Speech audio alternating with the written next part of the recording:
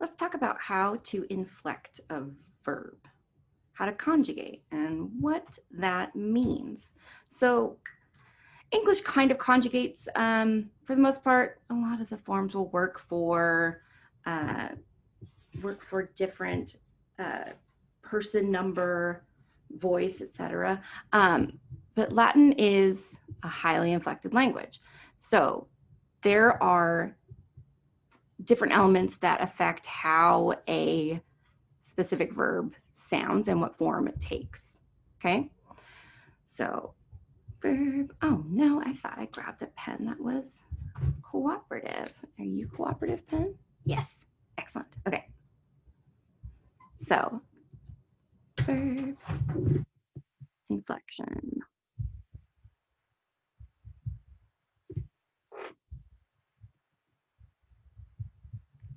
Okay, so what are the things that, what's the information that's within the verb and things that impact how what form it takes, how it is formed.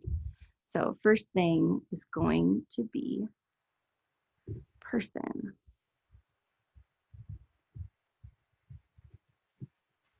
What is person?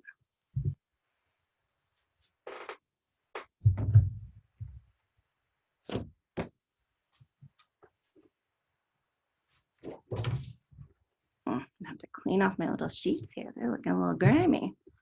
So person is describing the subject of the verb, but beyond that,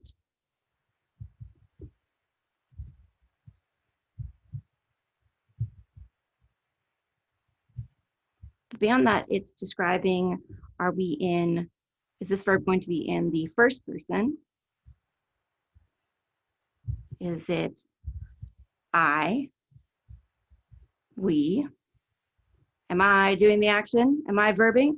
Are we doing the action? Are we verbing? Is it second person?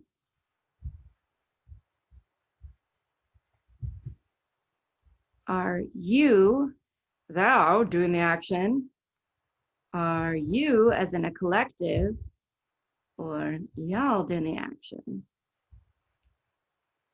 Third person,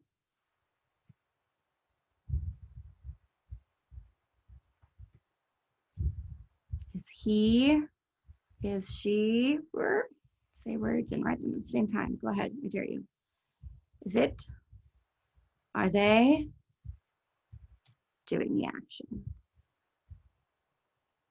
First person, I, we.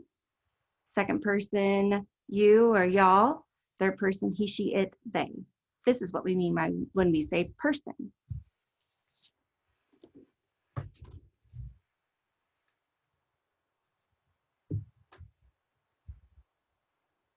Next up is number.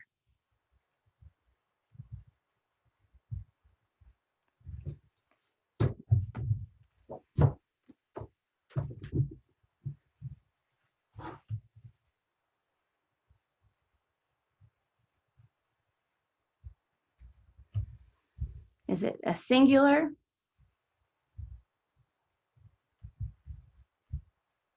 Or plural? Is it one person, I, you, he, she, it? Is it more than one? We, you, y'all, or they?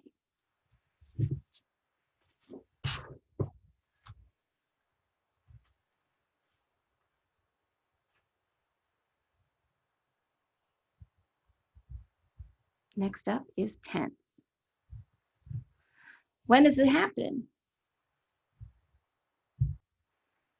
Okay, what tense is it in? When did the action happen, or when will it happen?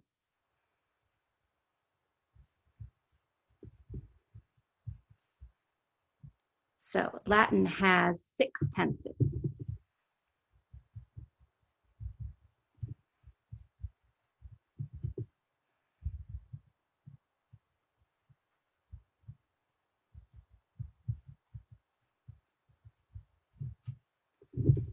And those 6 tenses are categorized into 2 systems of tense.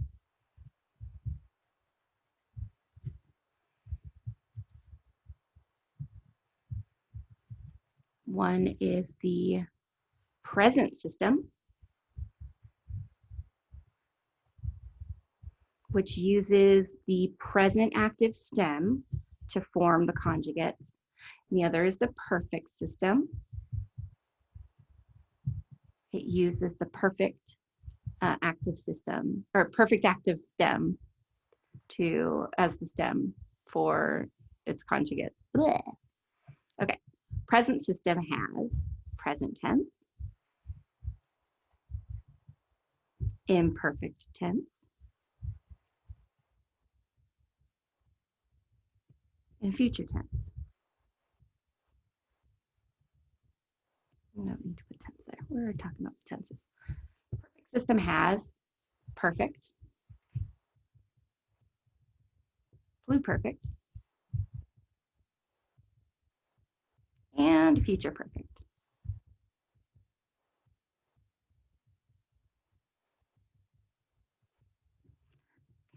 Present system, present tense. Action happening right now. Okay, so I walk, I am walking. Imperfect, this is a past action that is unfinished or a past habitual action. Example being, I was walking. I was walking. That is an ongoing action that was in the past. I was walking, or I used to walk.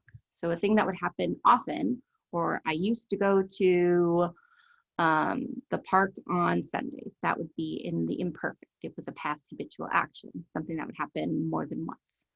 Future is something that has not happened yet. I will walk. I am not walking right now, but I will do that thing. So perfect tense, this is a compound of the preposition pair, which is like through, and then fact right here from factus, which is having been done. So it's a thing that is having been done through, it's having been completed. So perfect has a different meaning in Latin. It just means a thing that is complete, totally done. So perfect action, I walked. Pluperfect is, again, another compound, PLU, plu, that is a little kind of smushed word, plus, which means more. Pluperfect would be more perfect, more completed. So this is an action in the past, farther back than perfect. So I had walked. Future perfect is an action that will be completed in the future. So this is different than future in that this is just an action that will happen. This is an action that will have been done. I will have walked. So I will do something and it will be completed. This is just I'm gonna, and this is I will have done this thing. There's tense.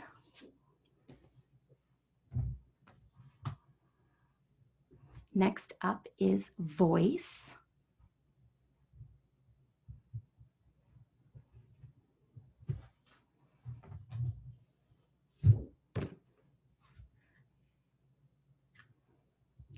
Voice. I'm sure that you've heard of voice before. Voice is either active or passive. And I think that there's a lot of emphasis on not using passive voice, which is silly. It has its place and it's fine to use. You just have to know why you're using it and when to use it. It's not a never use passive voice sort of thing. That's a foolish thing to say. So the difference between the two is the subject actively performing the action of the verb, or is the subject receiving the action of the verb? Now that sounds like, hey, wait a second, I thought that the direct object received the action of the verb. And there's a little bit of a difference here in this thing called agency. Okay, so acting versus acted upon. So the dog walks.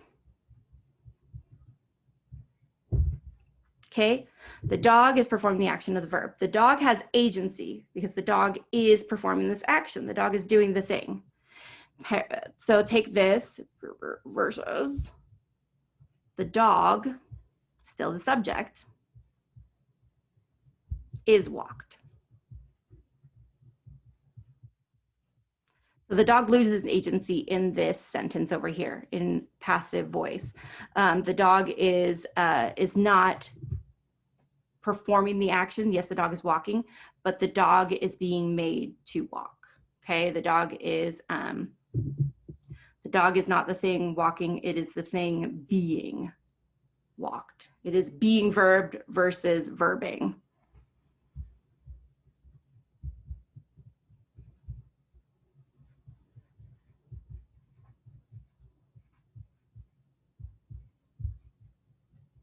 Okay, so in order not to get this, confused with something like direct object, which is I ate cake. Okay, so I am performing an action on another noun. I am eating the cake. I, verb, object. Okay, there's a difference between those two. It would be like I ate cake versus the passive form of that would be like I was fed cake. All right. And the last part of verb inflection is mood. Mood. What is mood? So mood is modality of language. Okay, well, what the heck does that mean?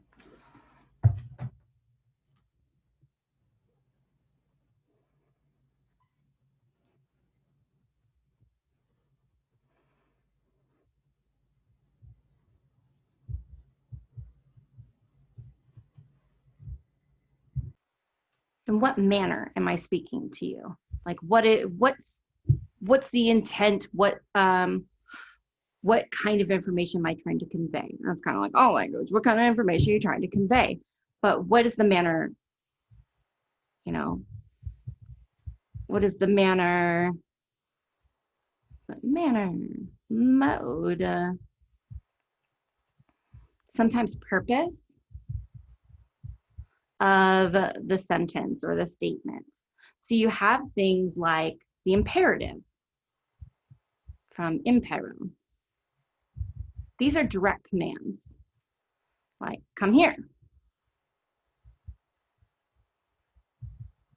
stop that, go. These are imperatives.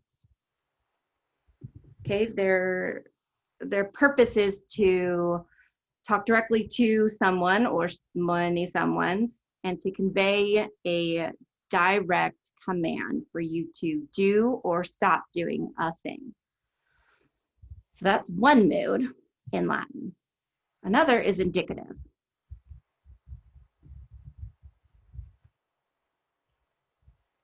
The modality of indicative, this is just certain. Everything in indicative is certain. Like, you are watching this video. That would be in the indicative. It's a certainty. This thing I'm telling you, to my knowledge, it is true. Or like, I'm saying this in a factual way. That would be indicative. Most things that we're going to look at when we start translating are going to be in the indicative. Subjunctive is kind of the inverse of that. Subjunctive is uncertain.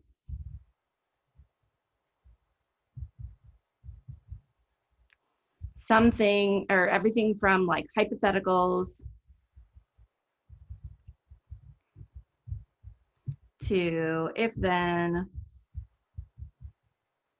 to wishes and rhetoricals live here.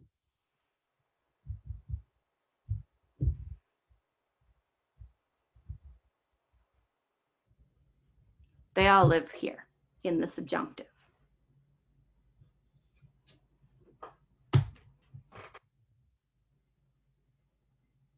So these are the five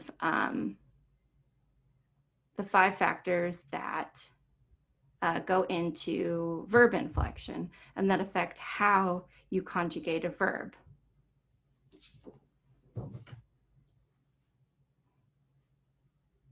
So another important thing we're going to need for conjugating verbs are going to be our personal endings.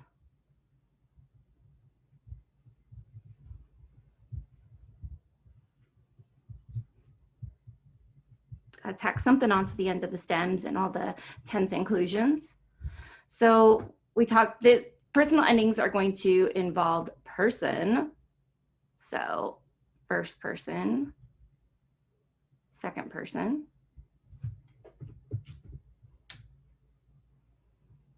third person, and number. So singular versus plural.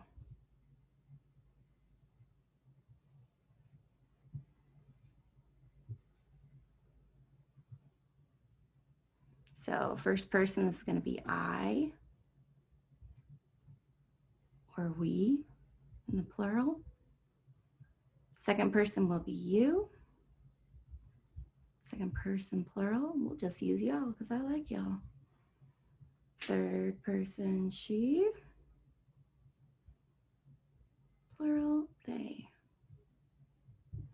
Right? So depending on the tense, first person singular is going to end in O or M. And the perfect, it ends in I, but you know, we're just going to go, most of the time it's going to end in O or M. Our first principal part is going to give us the first person singular present active form of the verb. So that's kind of nice. We don't really have to do anything there. Second person singular is going to end in S. Except for imperfect, but we'll get there. Third person singular ends in T.